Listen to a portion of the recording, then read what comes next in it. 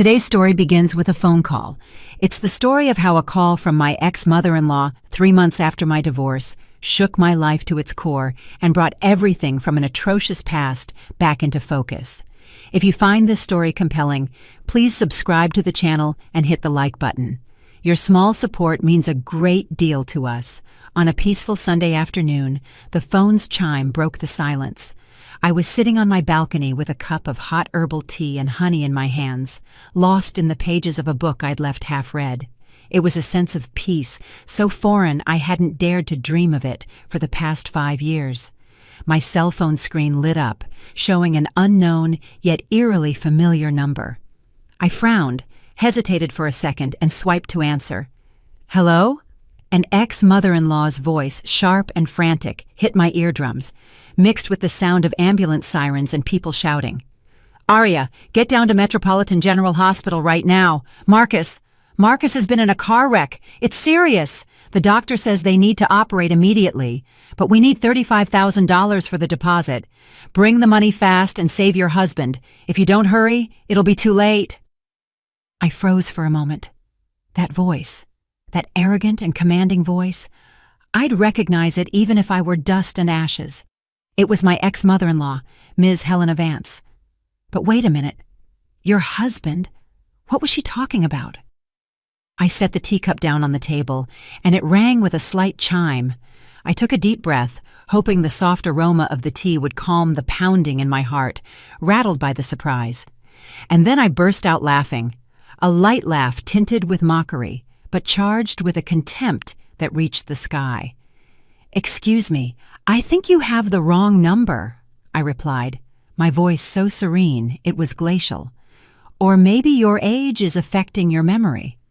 There was a pause on the other end of the line, and then a louder scream exploded, as if she meant to shatter the phone's speaker. "What are you saying? I am your mother-in-law, Marcus's mother. Your husband is bleeding to death in the emergency room. You are his wife, so get the money and save him." $35,000. The figure that tumbled from her mouth sounded as light as a feather. Did she consider me a money-printing machine? Or did she still think I was the same naive, oppressed Aria of 3 months ago? I stood up and walked to the railing, watching the people rushing about their errands below. The evening breeze ruffled my hair. I felt the aroma of freedom, a freedom won with blood and tears. "Miss Helena," I said, calling her by her name, no longer using the old title of Mother Vance. "I believe you should take some memory vitamins. It has been 3 months since the judge finalized the divorce. Your son, Mr. Marcus, and I are nothing to each other anymore. Why should I care if he lives, dies, has an accident, or is sick for you to ask me to bring $35,000? By what right?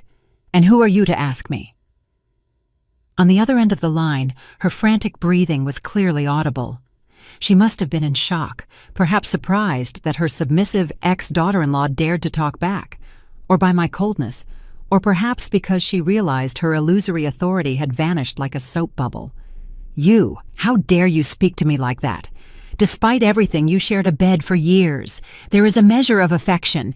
He is my son. Can you just stand by and watch him die? You heartless woman, I'm going to tell everyone your true colors." She began her usual string of threats and emotional blackmail. I smiled. Now it was a smile tinged with a little of the bitterness of the past. Affection? You dare mention that word to me? Did you think of affection that stormy night when you and your son kicked me out of the house? Did you think of affection when your son hit me until my face was bruised for defending his young mistress? Did you think of affection when, during the divorce proceedings, you encouraged him to hide all our assets so I would leave empty-handed with a young daughter? I paused, swallowing the bitter knot forming in my throat. It felt like the heart wounds I thought had healed were bleeding again under her fingernails, but it no longer hurt. It just seemed ridiculous. "Ms. Helena, I heard your son is about to get married again, isn't that right? To that Savannah, so beautiful and smart, they say she's from a good family and carries the grandson you long for in her womb. Why don't you call her? She has a lot of money. Ask her to bring the funds to save her future husband. Don't be ridiculous by calling the ex-wife." The other side of the phone fell into silence. Only her ragged breathing and the chaotic hospital noise could be heard. I must have hit a nerve. Something must have happened to that magnificent future daughter-in-law for her to swallow her pride and call me, whom she considered trash. "Savannah, that girl—" Ms. Helena's voice suddenly cracked, losing all its strength and arrogance. "That girl disappeared with all the money. I beg you, please, just this once, save Marcus. I'm pleading with you." "I'm sorry, but I am neither a saint nor a charity bank. Those $35,000 are for raising my daughter. Yes, that same granddaughter you once called a useless girl. I'm hanging up." I pressed the end call button firmly. The screen went black, and the endless beep seemed to cut the last thread binding me to that hellish family. I slumped back into my chair. My hands still trembled slightly, not from fear, but from the long-suppressed anger now emerging. It had only been 3 months since I walked out the door of that suburban mansion. They must have thought I was dying in some miserable rented room, that I would crawl back on my knees to beg for their affection. But life is unpredictable. Today's Aria was no longer yesterday's Aria. And Marcus, the man who betrayed me for another woman, now lay there waiting for death, abandoned by that very mistress, Karma. It sounds like an ethereal word, but is there any other that, at this moment, manifests more clearly and cruelly in reality? I took a sip of the herbal tea. The sweetness of the honey and the slight bitterness of the infusion mingled on my tongue. I remembered the day 5 years ago when I first stepped into Ms. Helena's house as her daughter-in-law. Back then, I too naively believed in the word family. I dedicated my whole heart, my money, and my youth to that home. And what did I receive in return? Vile betrayal and a cruel calculation that chilled me to the bone. Can you believe it? I, who was earning $5,000 a month, had to hand over my entire bank account to my mother-in-law, and every morning I received barely $15 for groceries. A wife who gave everything for her husband, unaware that he was secretly cheating on her for 2 years inside that very house. And the height of shamelessness? They tried to sell me out to get money to support the mistress. The story of my life, my tear-filled marriage, and my dazzling transformation to take revenge in the most civilized way has only just begun. What Ms. Helena just said on the phone is only the tip of a giant iceberg. Why has Marcus ended up in this situation? What is the true identity of the mistress, Savannah? And what did I do to make them face the music? The cup on the table had already cooled, but the bitter aftertaste of the call still permeated my tongue, every corner of my memory. I closed my eyes and surrendered to the evening breeze. Time rewinded 5 years, to the day when I, at 25 years old, full of faith in love and vitality, happily entered Ms. Helena's house, dressed in an immaculate wedding gown. That day, everyone said I had married well. My then-husband, Marcus, looked intellectual and peaceable, and was the only son of a family with a suburban mansion in a nice area of Atlanta. I, though from a small town in South Carolina, had graduated with excellent grades from a prestigious university and worked as a marketing director with a salary everyone envied. But in the eyes of my in-laws, I was nothing more than an ambitious newcomer. As the saying goes, you don't know there are roaches until you move in. That seemingly perfect house was actually a suffocating prison that trapped my youth and my freedom. On our wedding night, without even having unwrapped the gifts, Ms. Helena called me into the living room. Sitting in a carved mahogany chair, she handed me a paper full of family rules with an impassive face. "Aria, it's a great blessing that you've entered our family as a daughter-in-law. I will tell you beforehand how you must behave. There are only a few of us in this house, and Marcus's father passed away early, so I raised my son alone. That's why I cannot stand to see my son lose out. Starting this month, I will manage both of your salaries, yours and Marcus's." I was stunned and stammered. "How? But Mother Vance, we are adults. We want to manage our money, handle our expenses, and save." "Save what?" Ms. Helena cut me off with a sharp voice. You young people, as soon as you have money, you spend it foolishly. I manage it for your own good. When you have an important need, I will give it to you. Or are you worried that I will keep it? Marcus agrees. A wife must obey her husband. I looked at my husband, hoping he would defend me, but Marcus kept his head down, peeling an apple. Leave it to my mother, honey. She will do better than you. Don't be so calculating with my mother. His words were like a splash of cold water, but since I was a newlywed and wanted to live in peace, I swallowed my tears and handed over my bank account. And that was the beginning of my conversion into a well-paid servant without a salary. Every morning before going to work, I had to get up at dawn to clean the spacious 4-floor home and go to the market to prepare breakfast. Ms. Helena was very demanding. The broth for the stew had to be made with bones from the night before, and the greens had to be washed leaf by leaf. Afterward, I rushed on my motorcycle to the office, where I worked frantically under the pressure of being a team lead. In the evening, when my colleagues suggested going to a spa or a coffee shop, I had to rush home to be on time for dinner. Marcus, upon returning from work, would sit on the sofa with his legs crossed, watching TV, waiting for the table to be set. Ms. Helena would return from her exercise class and complain about any speck of dust on the staircase, or if the soup was bland or too salty. The most humiliating thing was the money issue. My salary was $5,000. Marcus's was $2,500, and everything was in Miss Helena's safe. Every morning, she gave me exactly $15, $5 for my lunch and commute, and the other $10 for the evening dinner groceries for 3 people. Manage it well, and don't waste it on foolish things, she warned me, looking at the bills as if she feared I would steal from her. $10 for dinner for 3 people in an expensive city like Atlanta. I had to rack my brain, go to the farmer's market early in the morning, and haggle for fish or vegetables. Some days, to buy a chicken for a good broth for my husband, I skipped lunch and filled my stomach with water to offset the expense. Once, I needed a dress for the company Christmas party. I opened the closet and only found old college clothes. I mustered my courage and asked Miss Helena for $250 for a new dress. She looked at me as if I was asking her to rob a bank. A dress to seduce who? You're already married. Just wear anything. $250 is some people's entire grocery budget for a month. Don't be so wasteful. I felt so humiliated that I ran to my room crying and complained to Marcus. He, who was playing a video game, frowned, annoyed by hearing me. Don't make such a fuss over a dress. My mother is right. Stop being so shallow. You look fine to me even in your pajamas.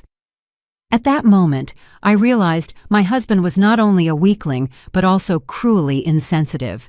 He was used to his mother's protection and took my servitude for granted. In his and his mother's eyes, I was nothing more than a money-making machine and a domestic robot without desires or feelings. I considered divorce then, but 2 clear lines appeared on the pregnancy test. The baby, who arrived at the most desperate moment, became the rope that tied me to that hell. I consoled myself. Come on, hold on a little longer for the baby. When the grandchild is born, Ms. Helena will change and Marcus will mature. But I was wrong. My silent sacrifice, far from being respected, was ruthlessly trampled upon with the appearance of a third person. She entered and shattered the facade of false family happiness. When my daughter Zola turned 2 years old, there was a small change in Marcus's work life. He was promoted to section chief. His salary didn't increase much, but dinners with clients and meetings with partners became frequent. I started noticing a strange change in my husband. Marcus worried more about his appearance. He put on cologne every time he went out, and, most importantly, he never parted with his cell phone. He changed the password, always left it face down, and often went out to the balcony in the middle of the night to speak in whispers. My woman's intuition alerted me to a bad omen, but every time I asked him, Marcus denied everything. Stop being so suspicious. I have enough stress at work without you interrogating me like a cop at home. Where am I supposed to relax? Ms. Helena, seeing our arguments, always took her son's side. He works himself to death out there to support you and your daughter, and you get jealous like a child. A jealous woman is the dumbest kind. Once again, I swallowed my rage and remained silent. Until one day, while Marcus was showering, I casually saw a message pop up on his lock screen. "Honey, come over tonight. I miss you. Our baby misses his daddy too." The sender was Savannah Secretary. I felt the world crumble. Our baby. It meant Marcus had another child. With trembling hands, I secretly unlocked the phone. Fortunately, the night before, I had seen him enter the password. What I saw were countless sappy messages and intimate photos of Marcus with a young, pretty, and sexy woman. She was the new secretary of an associated company, and her name was Savannah. But what plunged me into despair were not the whispers of love, but the bank transfer records. "Honey, send me $100 for the vitamins. Gotta take good care of our heir." "Love, what a beautiful Chanel bag. It only costs $4,000. Buy it for me, okay? I'll ask my mother for some money and send it to you." My legs went weak. The salary I earned with the sweat of my brow and gave to my mother-in-law was not being saved, as she claimed. It was being given to Marcus, and Marcus was using it to support his mistress. An even more terrible fact was revealed when reviewing old messages. A conversation between Marcus and his mother. Marcus: "Mom, Savannah had an ultrasound.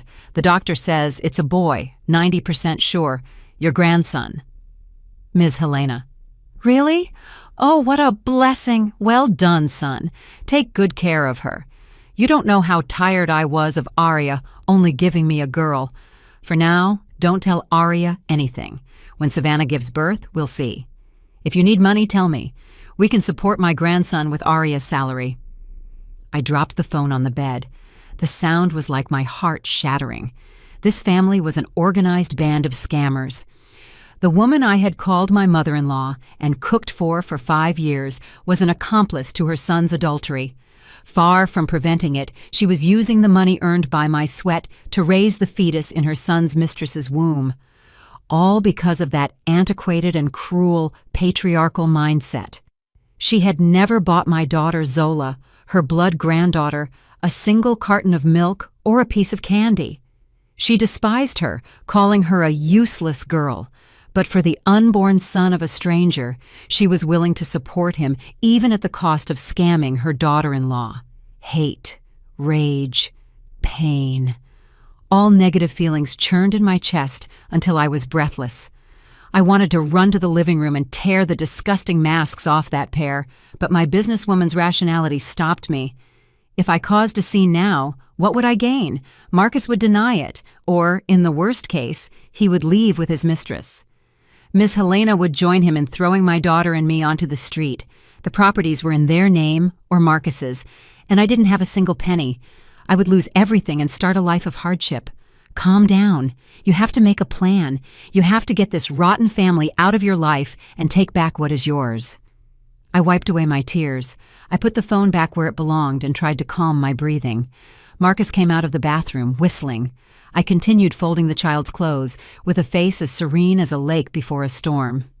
"Are you finished showering? Are you having dinner at home tonight?" I asked sweetly, as if I knew nothing. "No, I have to see a client with the boss today. I'll be late. You two have dinner," Marcus said, as he combed his hair and put on cologne. Now I knew that cologne was for another woman. "Okay, be careful." As I watched Marcus's back disappear behind the door, my sweet smile faded. In its place appeared a sharp gaze. "Enjoy it while you can. These will be your last happy days. Now that I know the truth, the price you will pay will be higher than you can imagine." In the following days, I began to secretly investigate Savannah. Who was she? Why did she take an interest in an indecisive man with a modest salary and full of pretensions like Marcus? And most importantly, I discovered that Marcus and Ms. Helena were plotting a terrible conspiracy to snatch away the only property I had, a plot of land my parents had given me as a wedding gift. What did they intend to do with that land? And how did I manage to turn the tables and use their own trick against them? Would the truth about the male grandchild and the mistress, Savannah, be as simple as they thought? Since that fateful night when I discovered the secret on my husband's cell phone, I lived like a ghost in that house. On the outside, I was still the obedient daughter-in-law. I went to work, prepared meals, but inside, my heart was cold and full of suspicion. I knew that this false peace was only the calm before a great storm, and that storm, sooner than I thought, came not from the mistress, but from the endless greed of mother and son. One weekend evening, Ms. Helena, unusually, went into the kitchen herself to prepare my favorite dish, a rack of lamb stew. She served me a plate with kindness, and her smile was so sweet it gave me chills. Marcus, sitting next to me, was also strangely affectionate, constantly asking if my work was too hard. After dinner, Miss Helena called us into the living room. She served a cup of tea, cleared her throat, and began to speak. "Arya, Marcus has been doing well at work lately, and a good opportunity has come up for him to invest with some friends and open a chain of restaurants, but he lacks some capital. That's why I was wondering if you could help your husband." I took a sip of tea, hiding a smile. "How could I help him? Since you manage all my salary, where would I get the money?" Ms. Helena hesitated for a moment and then went straight to the point. "Your parents gave you a plot of land by the highway as a wedding gift, right? I heard its value has increased a lot. Go home and convince your parents to sell it. With that money, we can finance Marcus's business. If your husband does well, it will ultimately be good for you, won't it, Marcus?" Next to her, he supported her, his eyes shining. "Yes, honey, it's a unique opportunity. Sell it. I promise I'll pay you back in 2 years. When I make money, I'll buy you a plot of land twice as big." I looked at mother and son with absolute contempt. That land was my last refuge, the property my parents had bought with their life savings for their retirement, and they dared to ask me to sell it. In reality, thanks to spying on Marcus's phone and eavesdropping on Ms. Helena's calls, I already knew what business opportunity they were talking about. There was no chain of restaurants. The truth was that Marcus had gotten into huge debt from gambling and sports betting.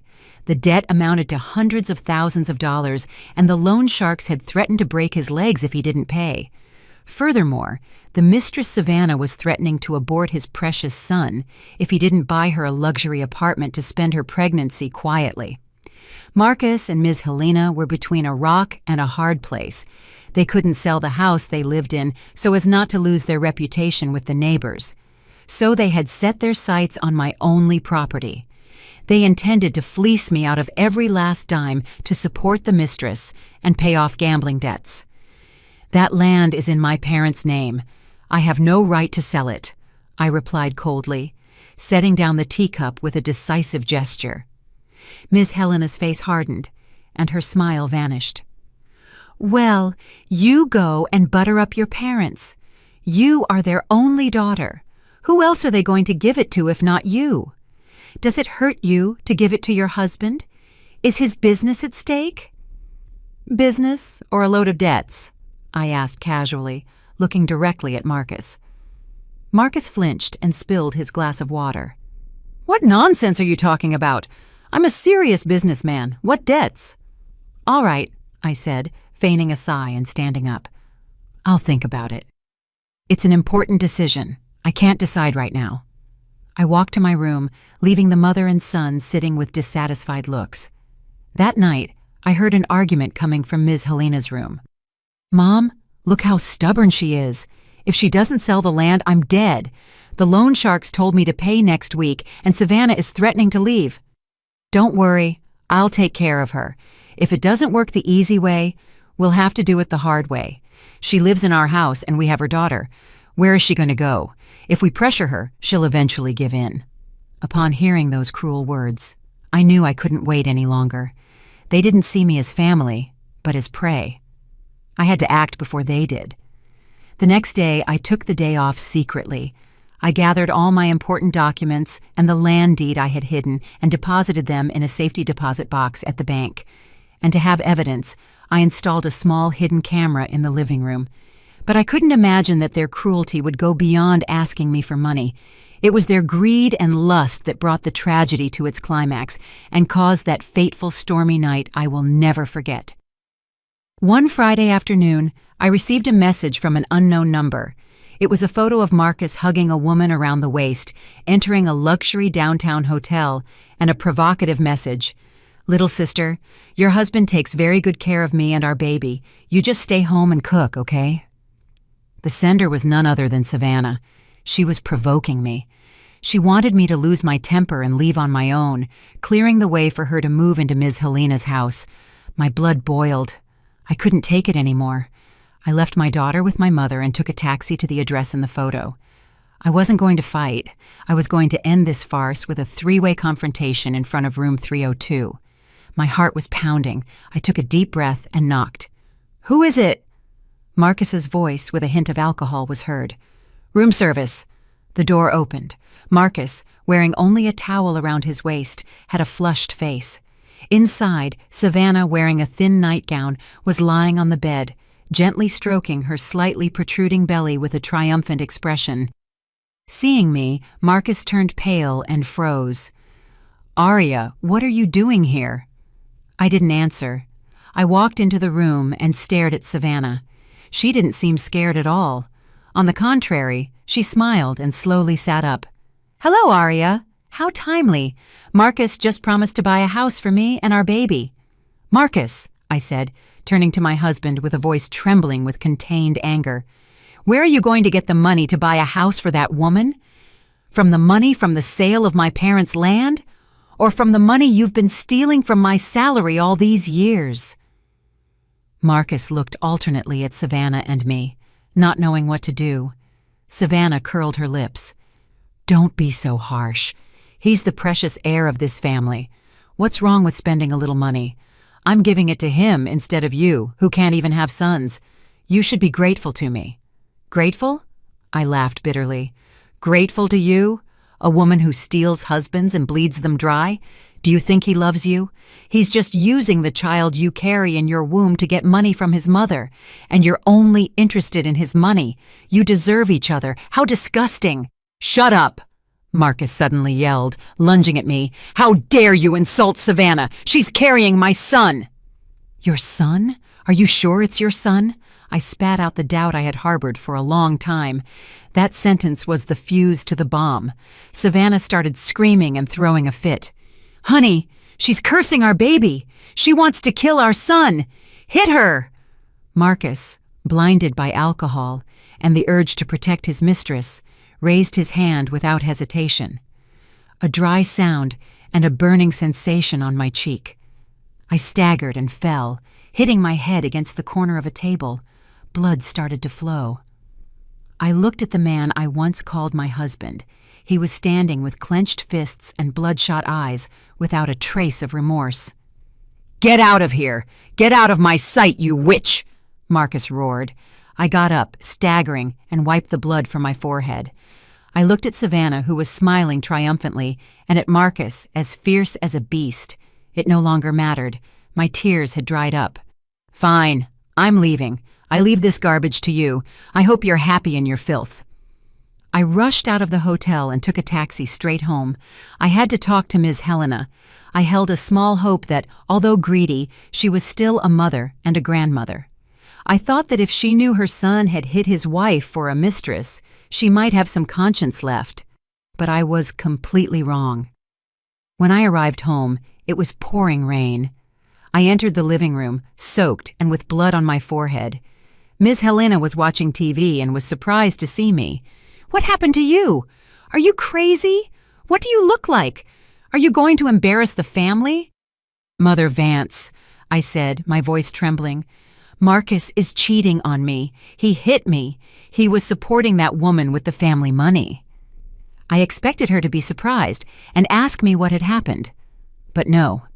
Ms. Helena took a sip of tea without taking her eyes off the TV and said coldly, "I know." I froze. She knew. She knew and did nothing. She encouraged her son to be unfaithful to me. Ms. Helena turned to me with a look of contempt I will never forget. "What's wrong with a man having a little fun outside the house? The important thing is that Savannah is going to give us a son. She's smart and nice. What have you done for this house in all these years? Only giving birth to a girl, being stingy with money, and refusing to sell land to help your husband. You are a useless daughter-in-law. Mother Vance! Don't call me mother-in-law. It gives me the chills. She stood up and pointed to the door. Marcus called me. He says you behaved rudely and insulted his girlfriend. We don't need a daughter-in-law like you in this house. If you have any decency, disappear from my sight right now. That way, I can bring Savannah in. I won't let my precious grandson be raised on the street. Are you kicking me out in the middle of the night? I asked, trembling.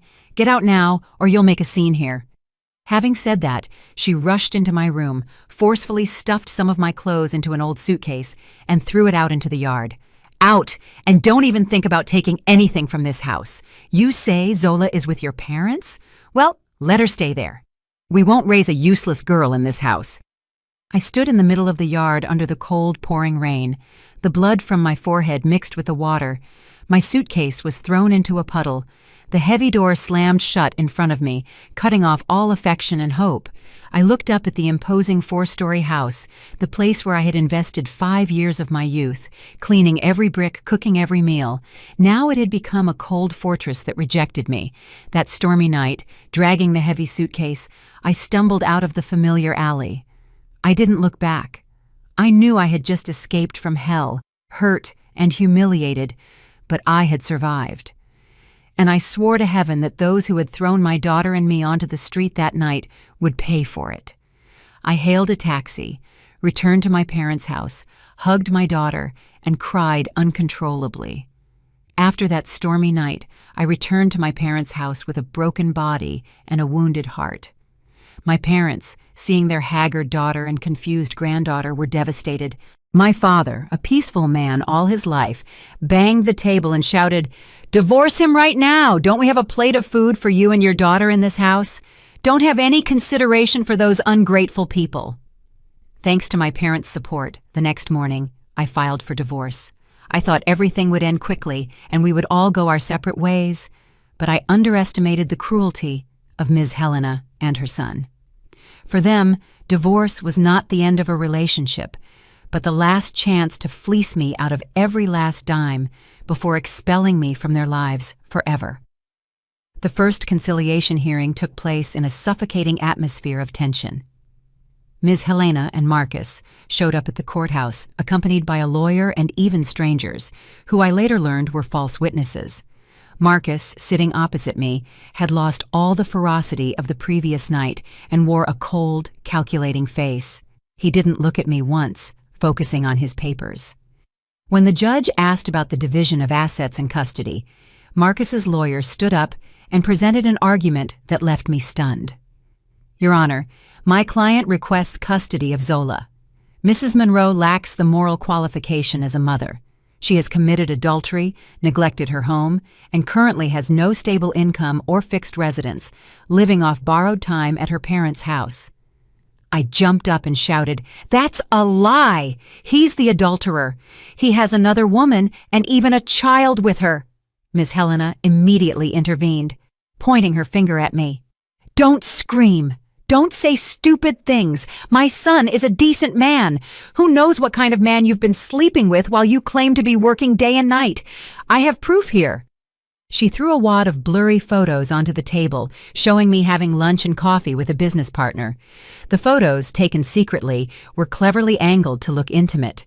They had even hired a stranger to pose as my lover and testify that we had been seeing each other secretly for 2 years. My blood boiled. They not only wanted to take my daughter away, but to completely destroy my reputation. They wanted to turn me into an unfaithful woman to justify throwing me out and keeping my assets. As for the fortune, Marcus claimed that all the family savings came from his work and that my salary was barely enough for my personal expenses. He brazenly denied that Ms. Helena had managed my entire salary for the last 5 years. I looked at Marcus and Ms. Helena with a nausea that rose in my throat. How could anyone be so vile? Not content with devouring my flesh, they now wanted to drink every last drop of my blood. But they had forgotten one thing. I am a businesswoman. I could endure it for my family. But when cornered, I know how to defend myself. I took a deep breath and signaled to my lawyer. He calmly opened his briefcase and presented the crucial evidence I had secretly gathered. First, regarding the adultery accusation, we presented the security camera recordings from the company, showing that those meetings were work-related and always in the presence of other colleagues. We also presented the recording of that night's argument, where Marcus admitted to having a child with Savannah, and Ms. Helena's voice was heard kicking me out of the house. The false witness, after a few questions from my lawyer, stammered, became nervous, and finally confessed that they had paid him $300 to act. Second, regarding the assets, we presented bank statements for the last 5 years. Although Ms. Helena asked me for the money in cash, my company deposited the salary into my account. I proved that the periodic withdrawals coincided with the dates when she made deposits into her savings account, the passbook of which I had also secretly photographed. Most importantly, the deed for the wedding gift land explicitly stated an exclusive donation to my daughter, Aria, and was notarized before the marriage. Legally, it was separate property. Marcus was not entitled to even an inch of that land. The court, after examining the evidence, dismissed all of Marcus's ridiculous petitions. It granted me custody of Zola and ordered Marcus to pay monthly child support. The land was recognized as my separate property. As for the savings, having handed them over in cash, I could not recover them due to lack of proof that Ms. Helena managed them on my behalf. I lost 5 years of salary, but I saved my daughter and my honor, and that was the greatest victory. Upon leaving the courthouse, Ms. Helena, pale with rage at not having gotten the land, insulted me. "Go ahead. Consider it a donation from me. Do you think things will go well for you after leaving your husband? You'll see how you live miserably all your life, hugging that child." Marcus looked at me with hatred. "You think you're so smart, but don't think you've won. Without me, you're just a divorced woman with a burden. What man is going to look at you?" I looked directly into the eyes of mother and son and smiled proudly. "Thank you for your concern. Worry about that valuable mistress of yours and her wonderful son instead. For me, leaving that house is a blessing." I hugged my daughter and got into the car. I left behind their faces disfigured by greed and hatred. The gate of hell had closed. A new world was opening before me. Although the road ahead was full of thorns, at least I could breathe the air of freedom. 3 months, 90 days. It's not a long time, but for someone who knows how to rise from the abyss, it's enough time to completely change their destiny. The first days after the divorce were very hard. I rented a small apartment to live with my daughter, taking on the role of both father and mother and the economic responsibility. At night, while sleeping with my daughter in my arms, I often wet the pillow with tears of sadness for the still open wounds in my heart. Marcus's betrayal and Ms. Helena's cruelty tormented me even in my dreams. But every morning, seeing the innocent smile of my daughter, Zola, I promised myself, "You cannot break down. You cannot let your enemies rejoice at your misfortune. The sweetest revenge is not insults or fights, but living a life 1,000 times happier and brighter than when you were with them." I threw myself into work like a maniac. With my experience and skills, and no longer constrained by domestic problems, my concentration sharpened, and I quickly regained my professional worth. I secured 3 major contracts in a row for the company. I earned the recognition of my superiors and was promoted to marketing director, doubling my salary. With the money, I started investing in myself. I cut my long, neglected hair and exchanged it for an elegant bob cut.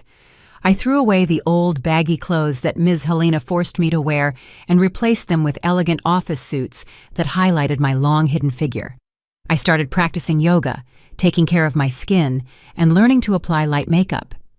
In the mirror was a completely different Aria, young, sophisticated, and full of life. My eyes, previously clouded by sadness, now shone with confidence and charisma. Colleagues and men from associated companies began to look at me with admiration and approach me, but I was not in a hurry. I fully enjoyed the happiness of being a proud, single woman. While my life shone brighter and brighter across town, Marcus and his family's life began its decline. Through some mutual friends, vague rumors reached me that Marcus was in serious trouble. After the divorce, Marcus proudly brought Savannah to live in his house, as if they were husband and wife. Ms. Helena, delighted, treated her new daughter-in-law, pregnant with the heir, like a queen. But the good times did not last. Marcus invested all his savings and borrowed money from friends to open a fancy restaurant to Savannah's taste. She imagined a future where she would sit as the owner, moving only a finger to count the money. But Savannah was all facade. She was ignorant and lazy. Instead of controlling the quality of the food, she squandered money on decoration and luxury purchases. 2 months after the opening, the restaurant was empty. The food was bad, the staff unfriendly, and customers stopped going. The capital ran out, and the interest from the bank and the loan sharks began to crush Marcus. To top it all off, misfortune also struck at his main job. Distracted by the restaurant's problems and his mistress's whims, he neglected his responsibilities and made a serious mistake on an important contract, causing major losses to the company. He was reprimanded by his superiors, demoted to a lower position, and his salary was cut in half. Due to money problems, the atmosphere in Ms. Helena's 4-story house became suffocating. Laughter about a bright future was no longer heard at the table, only sighs and arguments. Once I casually ran into Marcus at the supermarket. He was pushing Savannah's shopping cart. He was haggard, with a messy beard and worn clothes. Savannah, next to him, frowning, kept scolding him because he couldn't buy her the expensive imported grapes she wanted. Upon seeing me, his ex-wife, in a striking red dress, high heels, a designer handbag, and laughing happily with my daughter, Marcus was so surprised that he dropped the carton of milk he was holding. He stared at me. Surprise, regret, and shame mingled in his eyes. I walked past him like the wind, without even greeting him. At that moment, I knew I had won, not because I was richer than him, but because I had recovered the self-worth I lost when I was with him. But that was only the beginning of his family's downfall. When the money ran out, the love ran out. The mistress Savannah, whom Ms. Helena treated like a jewel, began to show her true colors as a greedy and shameless tramp.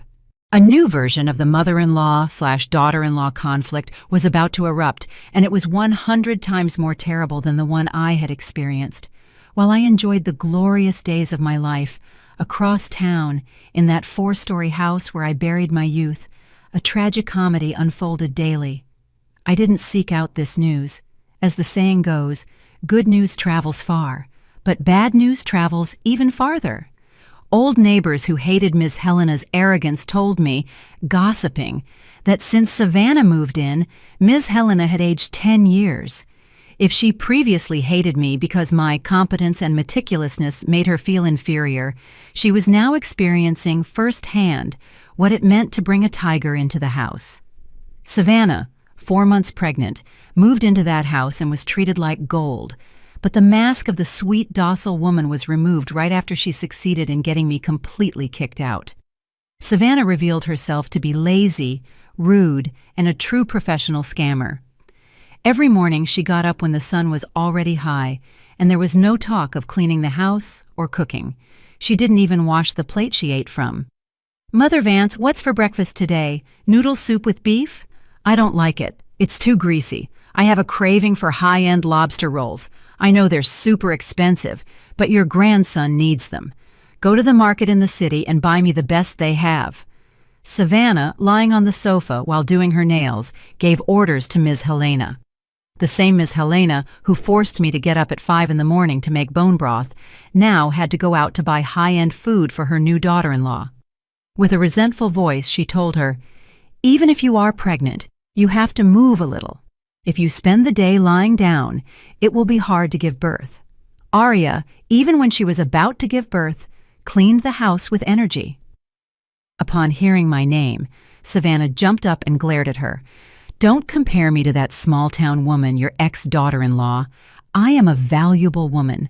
I carry the appreciated lineage of this family. If you like her so much, call her to serve you. I'm tired and can't." Ms. Helena was speechless. No one had ever talked back to her like that. But thinking about Savannah's bulging belly and the long-awaited son, she swallowed her bitterness and went out to act as a servant for her daughter-in-law. In addition to being lazy, Savannah was a money-spending machine. While Marcus's business was going downhill, the restaurant was losing money and debts were piling up. Savannah spent money recklessly, as if it were nothing. Every day, packages with cosmetics and designer handbags arrived. Where did the money come from? Savannah demanded it from Marcus without rest, and if he didn't give it to her, she cried, made a scene, and threatened to abort or have a depression. Marcus, infatuated with Savannah and not wanting to lose face in front of his pretty wife, even borrowed money from loan sharks to give Savannah for her expenses. The climax of the conflict erupted one night when the loan sharks who had given him money to open the restaurant knocked on the door to collect the interest. Marcus was not home, and Ms. Helena had to go out to plead with them, humiliated. Upon returning home, she found Savannah doing a live stream, showing off the several $100s worth of cosmetics she had just bought. Ms. Helena couldn't take it anymore. She lunged at her, snatched the phone from her hands, and smashed it against the floor, screaming, "What kind of woman are you? Your husband is drowning in debt. I have to swallow my shame and beg the collectors. And you're busy shopping. Won't you be happy until you ruin this family?" Savannah, seeing her phone shattered, lost her mind. She stood up and pushed Ms. Helena, who hit the corner of a table. "You crazy old woman, how dare you break my phone? The money I spend is given to me by my husband. What does it have to do with you? If this house is ruined, it's because your son is useless and a fool. Not my fault. On top of me doing him the favor of being his woman without a wedding or recognition, now you come here to lecture me." Ms. Helena, grabbing her aching back, looked with horror at the daughter-in-law she had once praised for being smart and nice. "How dare you hit your mother-in-law? You rude girl! I'm going to kick you out of this house." "Kick me out?" Savannah scoffed. Her smile twisted into a defiant gesture. "Try it. I'll leave with your grandson, see if your family's lineage dies out. And don't forget, that restaurant, even if it's losing money, is legally in my name. If I sell it right now, who do you think will lose out?" At that moment, Marcus arrived, reeking of alcohol. Seeing his mother on the floor and his wife defiant, he rushed to separate them. "Enough! Stop, both of you! Do you want to kill me?" Marcus shouted desperately. Ms. Helena grabbed her son's legs, crying, "Marcus, look how your mother hits me. You left Aria to bring this thing into the house?" Marcus looked alternately at his mother and Savannah, and the house turned into a battlefield. He dropped his arms powerlessly. He couldn't scold Savannah because she held his future in her hands, but it hurt him to see his mother mistreated. "Savannah, please stop. My mother is old," Marcus said softly. "You shut up, you weakling. Your mother hits me, breaks my things, and you take her side. Very well. Since you've conspired to torment me, I'm leaving. I don't want this garbage house." Savannah went up to her room in a fury and slammed the door shut. Miss Helena collapsed on the floor, crying loudly, and Marcus banged his head against the wall, tearing at his hair. The scene must have been so pathetic that just hearing about it made me shudder. Karma had arrived too quickly and had struck directly at what Ms. Helena valued most, her dignity and the hope of continuing her lineage. She had kicked out a kind daughter-in-law and brought a queen who oppressed her into the house. A week after that heated argument, Marcus's financial situation completely collapsed. The restaurant had to close, unable to cover expenses. The loan sharks gave him an ultimatum.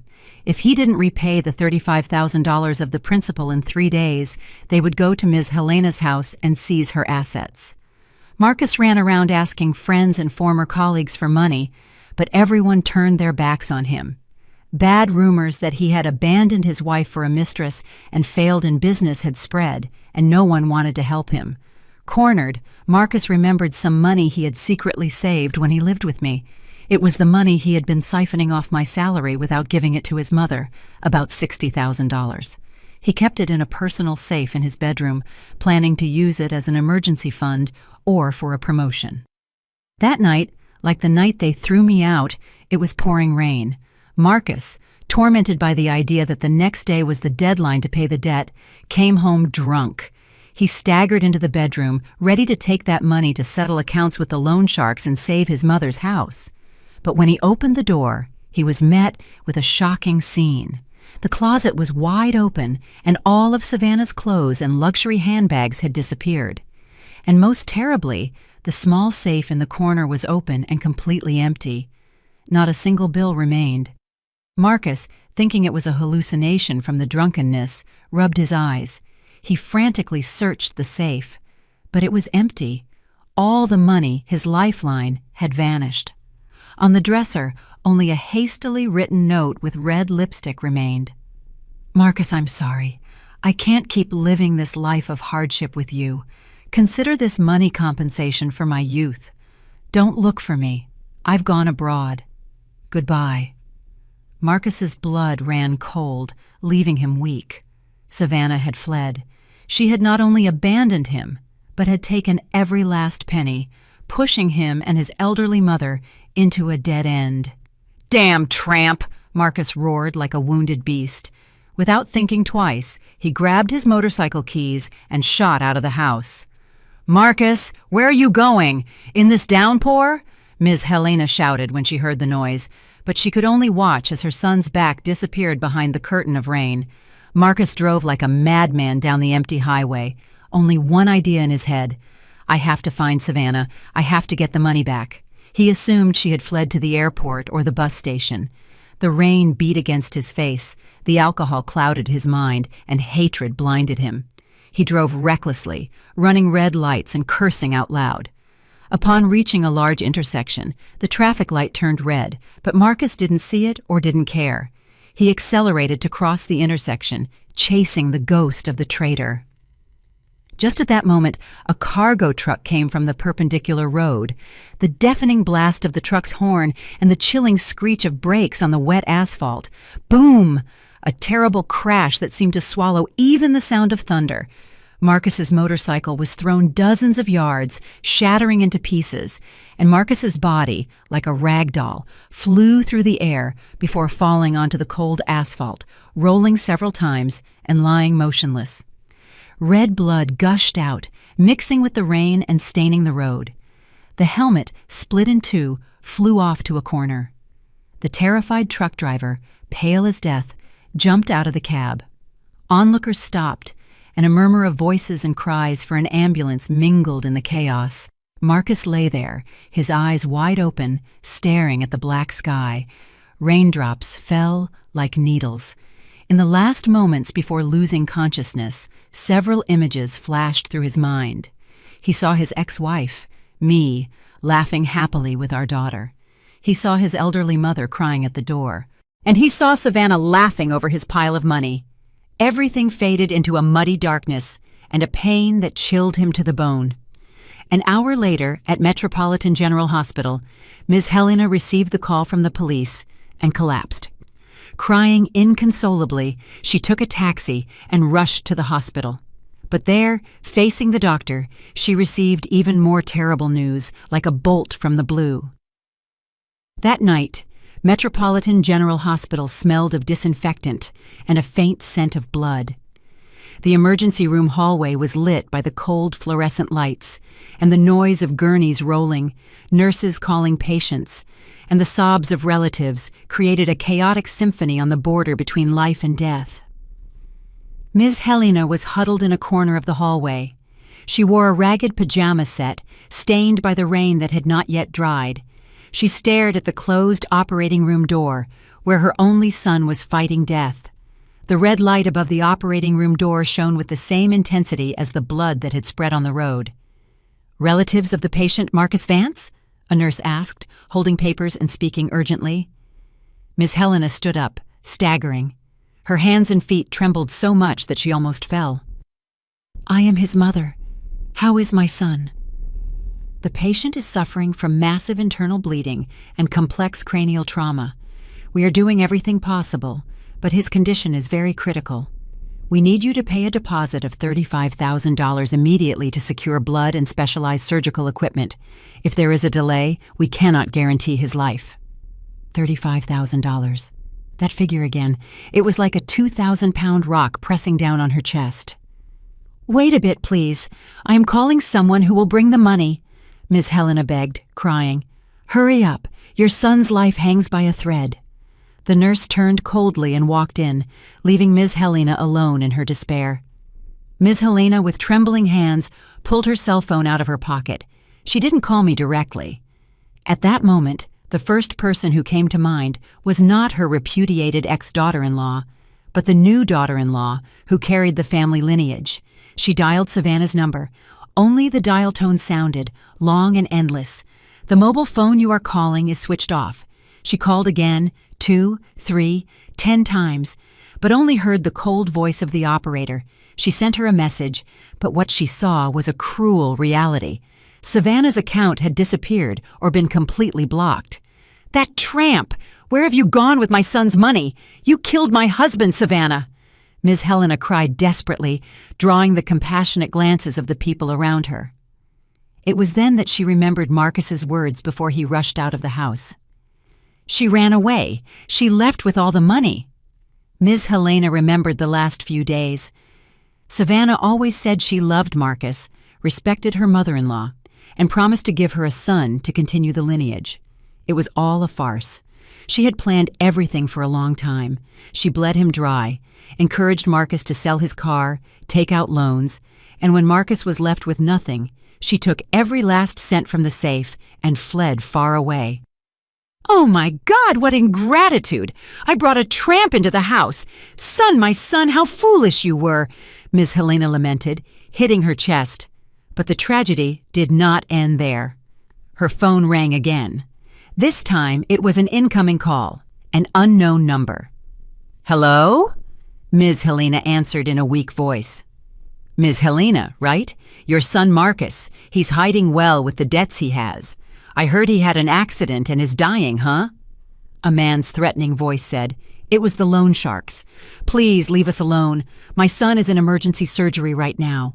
"I don't care if he's in the emergency room or hell," the man shouted. "The money I lent him is real. If he dies, you'll have to pay it. Know that we are right now in front of your house. The deed to the house may be mortgaged at the bank, but the furniture isn't. If you don't have the $35,000 principal and interest by tomorrow morning, I'll send my guys to empty the house, and then we'll go pay your son a visit at the hospital. You decide." Click, click, click. Ms. Helena dropped her hand weakly, and the phone fell to the floor, shattering the screen. It was a dead end. About to lose the house, her son dying, and without a penny, the golden daughter-in-law had fled, and the collectors were besieging her. Ms. Helena looked around, feeling the world crumble. She checked her address book, but her relatives did not answer or made excuses about being busy, fearing she would ask them for money. Her friends who surrounded her when she was rich now avoided her like the plague. In the midst of that anguish that clouded her mind, one person appeared in her head as a last lifeline. Arya. Yes, my ex-daughter-in-law. Arya. The same daughter-in-law she had insulted and kicked out, but she remembered that Arya was soft-hearted and sentimental. And most importantly, she had heard the rumor that she was now a director and was making so much money she couldn't even count it. If she was so rich, what was $35,000 to her? After all, Marcus was her daughter's father. She wouldn't be able to stand by and watch him die. Miss Helena reassured herself with that shameless and selfish thought. She picked up the phone and called me. She tried to pressure me into giving her the money, mixing the authoritative voice of her former position as a mother-in-law with the desperation of her current situation. And it all ended with my single question, "And who are you?" I rejected her coldly and firmly. When I hung up, Miss Helena sat stunned in the hospital hallway. Her last hope had vanished. She looked toward the emergency room door, and tears rolled down her old, wrinkled face. For the first time in her life, she felt a terrifying loneliness. She realized that she and her son had destroyed all affection and the possibility of salvation with their own hands. "Arya, I was wrong," she murmured, but that belated repentance was only heard by the four walls of the hospital. However, Miss Helena did not expect that on the other end of the line, I, the one who had hung up the phone, would not stand idly by. I was sitting in the living room, staring at the phone with the black screen. The tea had cooled, but my heart was burning, not out of concern for Marcus, but from a mixture of complex and indescribable emotions. I told Ms. Helena that I didn't care. I laughed at her audacity, but deep down in my heart, I was curious and had a desire to see the ending of the tragic movie they themselves had directed and starred in. I was not going to play the role of the savior that Ms. Helena expected. I wanted to confirm with my own eyes the price that traitors paid. I wanted to see the misery of those who had thrown me onto the street, and above all, I wanted to clearly show them the position of today's Aria. I got up and went to the dressing room. I did not choose the simple clothes I used to wear. I chose an elegant fitted black dress. Over it, I put on a sophisticated cream-colored blazer and paired it with a designer handbag and high heels that I had bought myself to celebrate the completion of a successful project.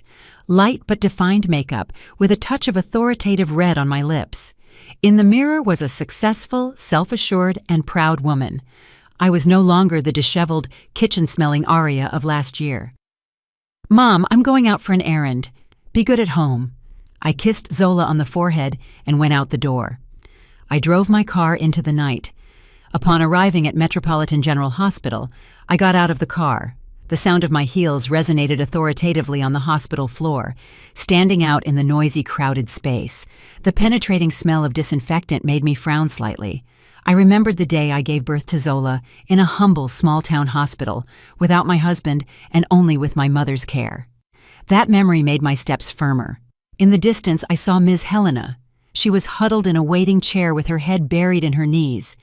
She looked so small and miserable that if I hadn't looked closely, I would have mistaken her for a homeless person. I stopped in front of her. My shadow stretched long, eclipsing the light that illuminated her. Ms. Helena felt someone stop in front of her and slowly lifted her head. Her eyes were swollen, red, and lost. Seeing an elegant and beautiful woman looking down at her, she was stunned for a few seconds before recognizing me. "Aria? Is that you, Aria? You came?" Ms. Helena, like a shipwreck survivor grabbing a plank, jumped up and tried to take my hand. "Did you bring the money? Thank goodness. Heaven helped me. Hurry, the doctor is pressuring us to pay." I took a step back softly but firmly, avoiding her touch as if avoiding something dirty. "Calm down," I said with a cold, emotionless voice. "I didn't come to pay anything."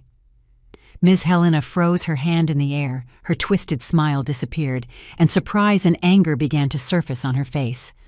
"What? What are you saying? If you didn't bring the money, why did you come? To laugh at me?" "Yes," I replied, looking directly into her eyes with cruel sincerity. "I came to see what karma looks like in person. To see where the mother-in-law who threw her daughter-in-law's clothes onto the street on a rainy night is sitting now, and to see where the husband who hid his wife for a mistress is lying now." "Witch! Demon!" Ms. Helena shouted, pointing at me. "He's in there dying. How can you say that, you who were his wife?" "Oh, you seem to have forgotten," I mocked. 3 months ago, you and yours took that title away from me. Now I'm just a stranger, and a stranger has no obligation to save the life of the person who tried to kill her soul." I leaned closer and whispered in her ear so she wouldn't miss a single word. "Ms. Helena, the $35,000 you need is not a large sum for me. I could solve it with one signature right now, but I won't do it. Do you know why, Ms. Helena?" She looked at me stunned. Fear began to take hold of her. "Because with that money, I'd rather donate it to an orphanage or save abandoned street dogs than save a traitor like your son. At least those animals, if you feed them, wag their tails. You, mother and son, bite the hand that feeds you. Get out! Get out of here right now!" Ms. Helena choked with rage, slumped into the chair, clutching her chest and gasping. At that moment, the emergency room door opened, and a doctor, removing his mask, came out with a serious expression. "Relatives of the patient, Marcus Vance?" Ms. Helena no longer seemed to have the strength to stand up. I looked at her once and turned to the doctor. "She is. How is he, doctor?" The doctor, thinking I was family, shook his head with a look of pity. "We managed to stop the bleeding, but the brain damage is so severe that unless a miracle occurs, he is very likely to remain in a vegetative state for life. Furthermore, the costs of the intensive care unit after the operation will be considerable. We are talking about several $100s a day, so the family must prepare mentally and financially." Vegetative state. Those two words fell like a death sentence, neither alive nor dead, a body without a soul lying as a lifelong burden for those left behind. Upon hearing those words, Ms. Helena's eyes rolled back, and she fainted in the chair. No one held her. Nurses ran to provide first aid. I observed the chaotic scene. I saw the woman who once gave orders, now slumped without strength, and the ICU door, where Marcus would now be, connected to tubes all over his body. I did not feel the satisfaction I had expected. I only felt a void and a kind of compassion for a life of greed and stupidity. They spent their whole lives fighting to snatch a piece of land, a little money from their daughter-in-law, and in the end, they were left only with a desolate future and empty hands. I was about to turn around. My purpose had been fulfilled. I had seen their end. But when I had taken a few steps, a cold, trembling hand suddenly grabbed my ankle tightly. I turned, surprised. Ms. Helena had woken up. She was not sitting in the chair. She had dragged herself across the floor to my feet. She hugged my legs and lifted her tear-stained face to look at me. There was no longer any pride or arrogance. "Arya, I beg you, please save my son." She rested her head on the cold hospital tile floor. "Boom, boom, I was wrong. I'm a stupid old woman. I was cruel. I deserve death. But Marcus is still young. Arya, you who have the means, have mercy and give him a chance to live again as a person. I promise I will give you back all the money, even if I have to beg or work as a laborer. I will pay my debt by being your slave for life." A woman over 60 years old in the middle of a crowded hospital, kneeling at the feet of an elegant young woman, banging her head against the floor. Everyone passing by stared, whispering and pointing. Some would think I was an unnatural daughter. Others seemed to guess the situation. I looked at Ms. Helena at my feet, the woman who once ordered me to kneel and clean the floor, who counted every piece of meat I ate. Now she was kneeling at my feet. For a moment, a feeling of human compassion made me hesitate, but the reason of a woman who has suffered too much whispered to me, "Don't believe her. The promises of people like her are only valid when they are cornered." "Get up, stop the drama," I said, with a voice that was still cold but a little softer. "You'll pay back the debt? With what? You are about to lose the house, and your son is in a vegetative state. How are you going to pay?" I... Miss Helena, choked with sobs, couldn't speak. Prostrate at the tip of my heels, she clasped her hands and continued pleading. "Arya, I know you're angry with me and Marcus. I know I was wrong, but darling, they say you shouldn't hit the one who returns in repentance.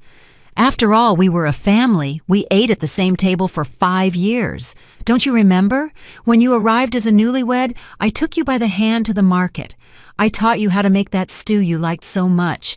How can you forget all that affection?" I stopped and looked at the woman kneeling at my feet. Affection. She was trying to bring up the memories that, in her opinion, were good. I let out a sharp laugh. My dry laughter echoed in the hospital hallway. "Ms. Helena, you have a good memory. You remember the stew, but you don't seem to remember who had to get up at 5 in the morning to cook the meat and wash the vegetables. You remember taking me to the market, but you don't remember screaming at me, calling me a spendthrift because I bought some vegetables that cost $1 more by mistake." I bent down to look directly into her eyes and raised my voice. 5 years of eating at the same table? It's true. During those 5 years, I ate rice, bathed in tears. Do you remember that table where chicken stew was made? The thighs and wings were all for your son, and I got the neck and bones? You said a daughter-in-law had to be thin. You forgot, Ms. Helena? Speechless, Ms. Helena lowered her head, avoiding my sharp gaze, but continued pleading. "That's because the elders taught us that way. If I was strict with you, it was because I wanted you to grow up and run the house well. There was no malice. Marcus was wrong to hit you. But he's a man. He has a bad temper. Now he's in there between life and death. Arya, have mercy. For someone as rich as you, $35,000 is not much money. If you save him, we can start over. I will accept you back as my daughter-in-law. I will kick out that Savannah and make you the lady of the house." Even in this situation, she was still lost in her delusions of power. Did she think that being the daughter-in-law of Ms. Helena's house was still a favor that I longed for? "Shut up!" I shouted, unable to contain the disgust anymore. "Don't talk to me in that tone of favor. Do you think I need your ruined house full of debts? Do you think I need that traitor husband in a vegetative state?" I took out a tissue, wiped my mouth after shouting, and continued with the coldest voice I could muster. "You were strict to make me grow up?" "No, Ms. Helena. You were not strict. You were cruel.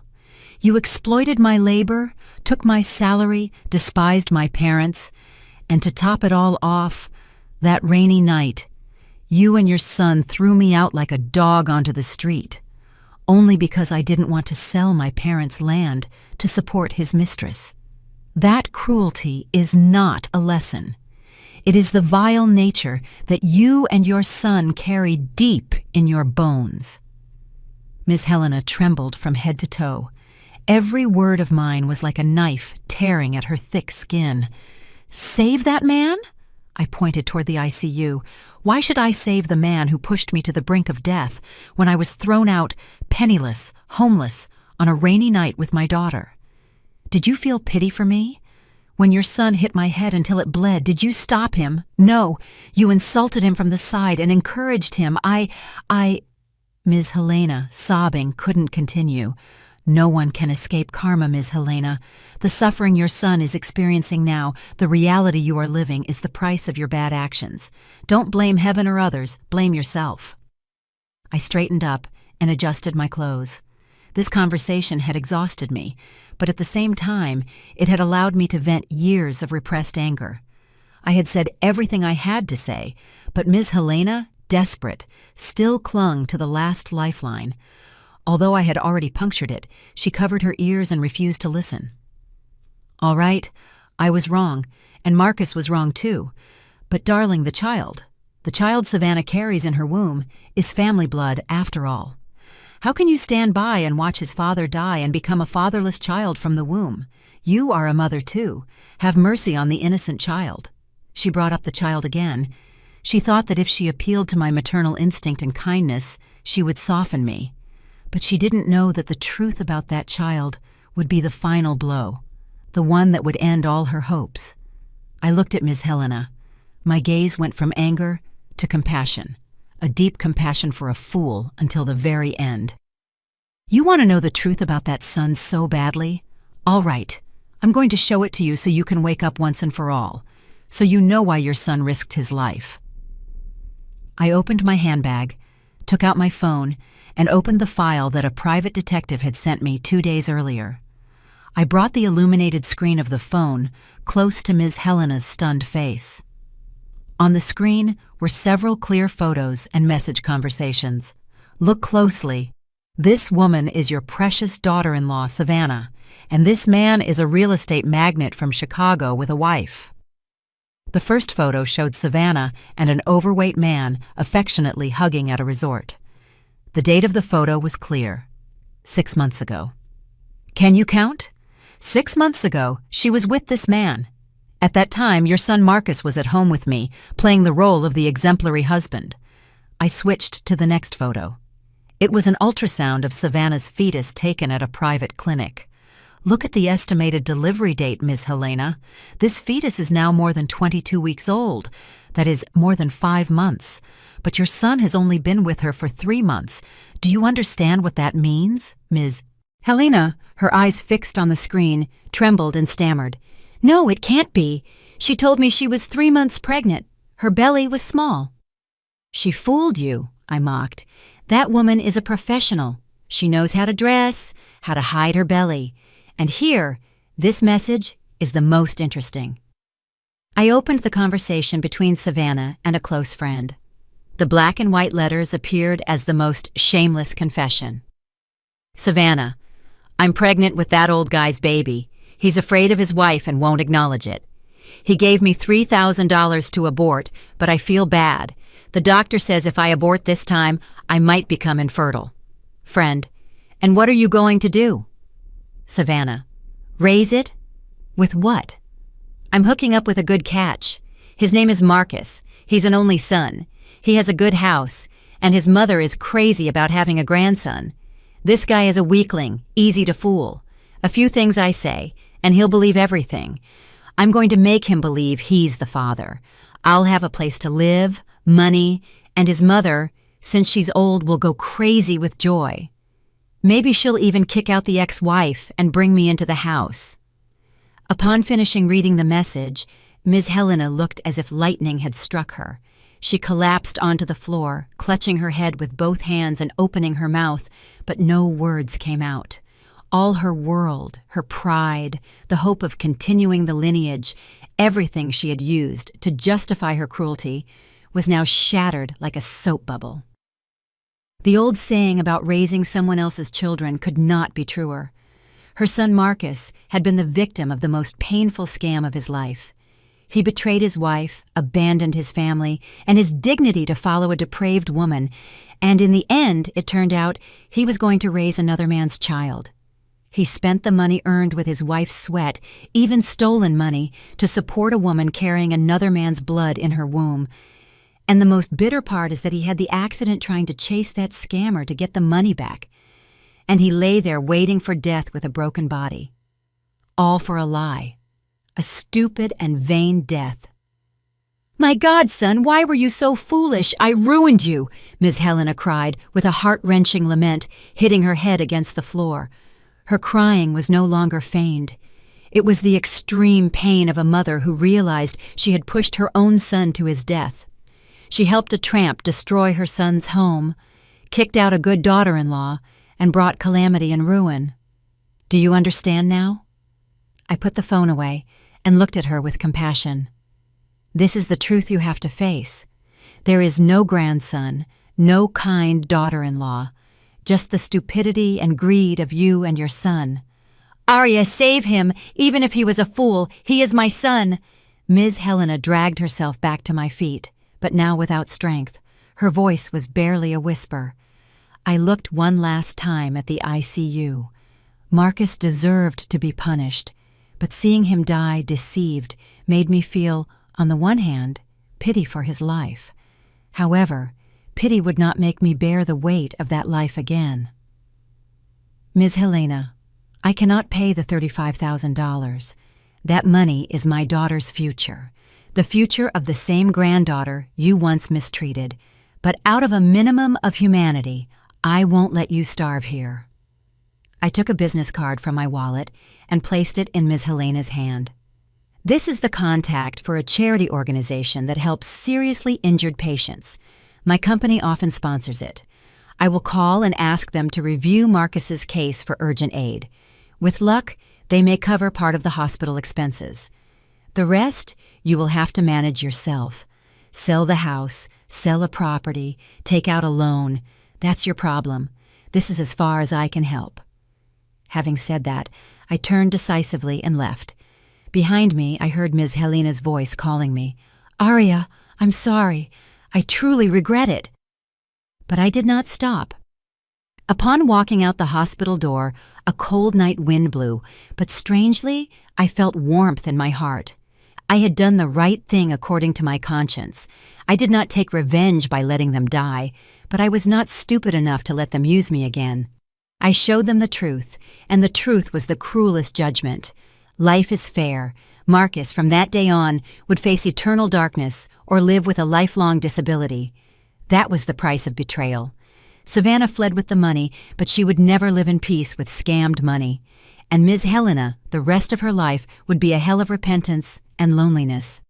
And I looked at the starry night sky. Tomorrow, I would take my daughter to school again and go to work with burning passion.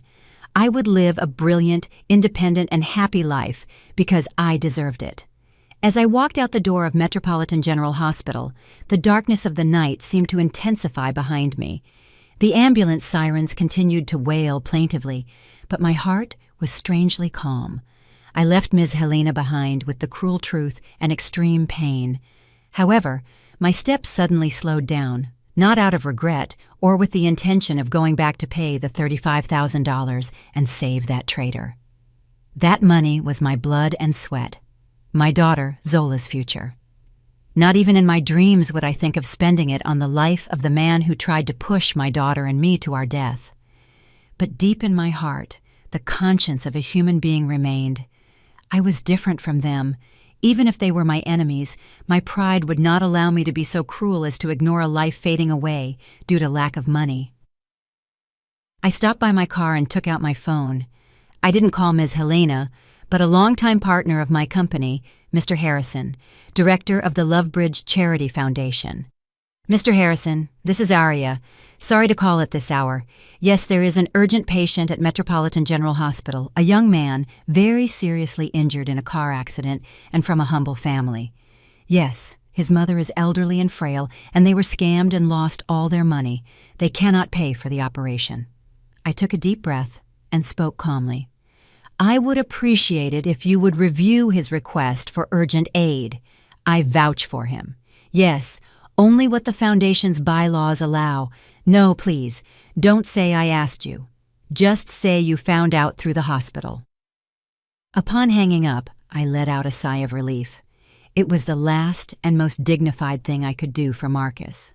I didn't take the money out of my own pocket, but with my credibility, I opened a path of salvation for him.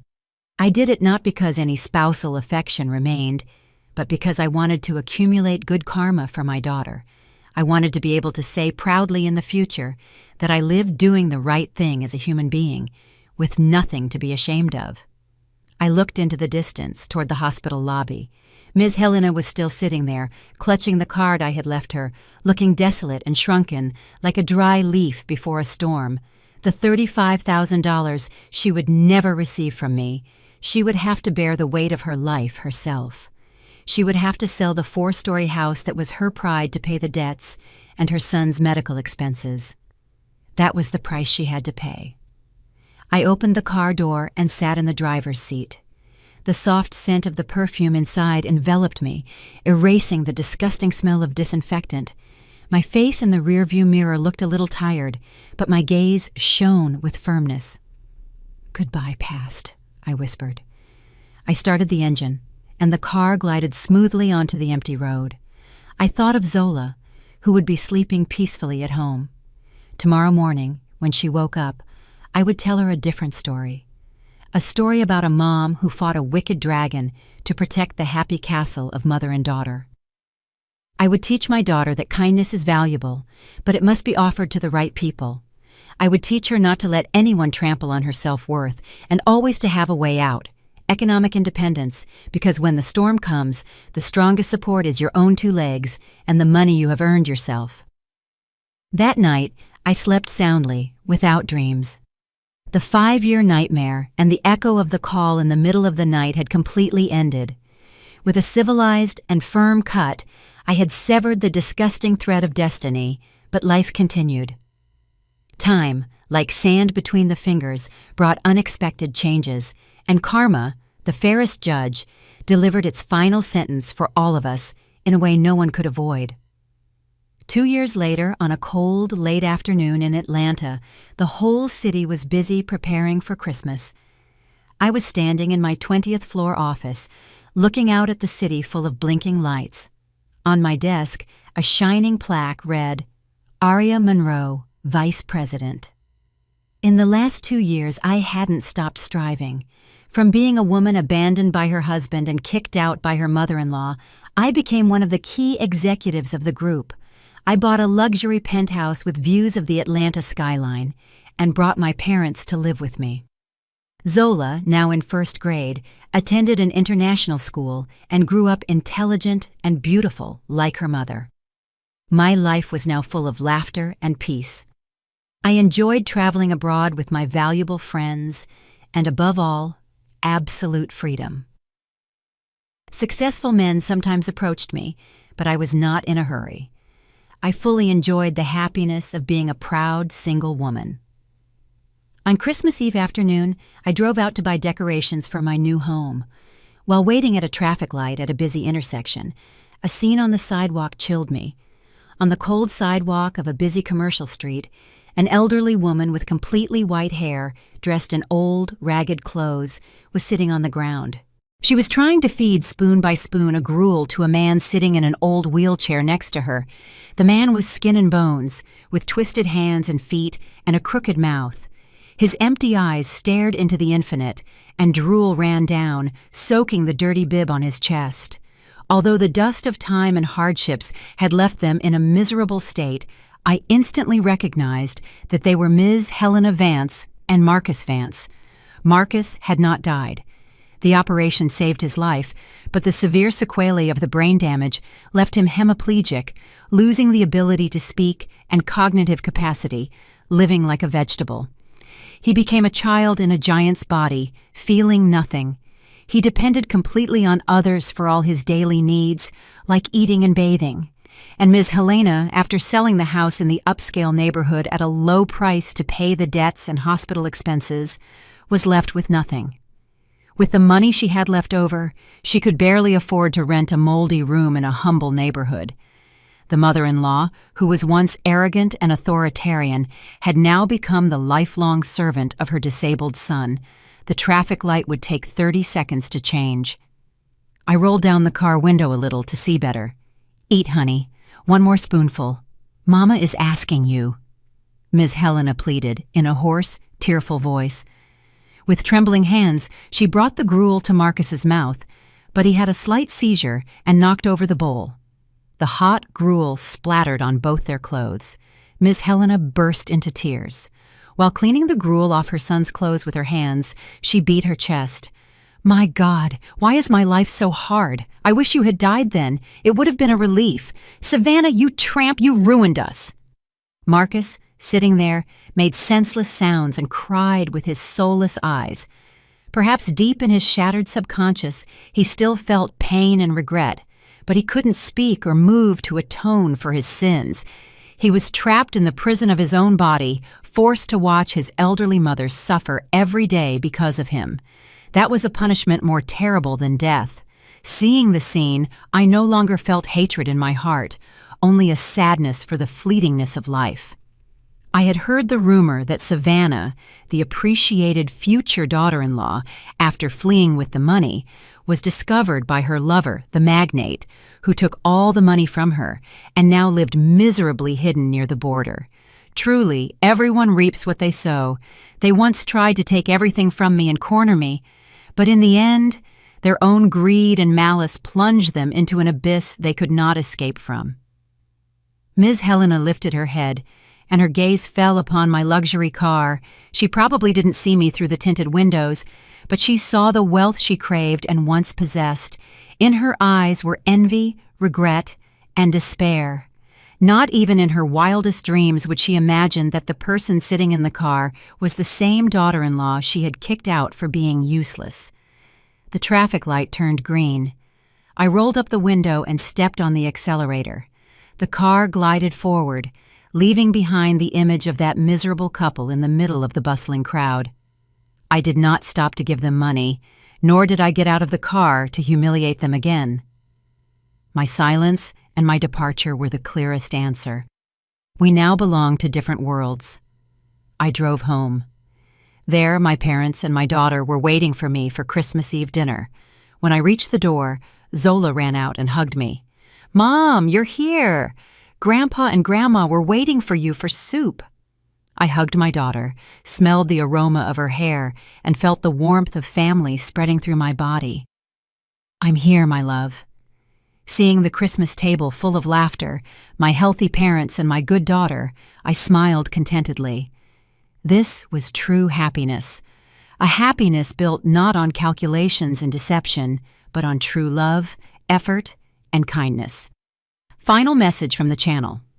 Dear subscribers of A Quiet Old Age, we have reached the last chapter of the tumultuous story of Arya, Marcus, and Ms. Helena. The screech of a wheelchair on the street, the lament of an elderly mother full of belated repentance, and the image of a luxury car disappearing into the Christmas Eve night.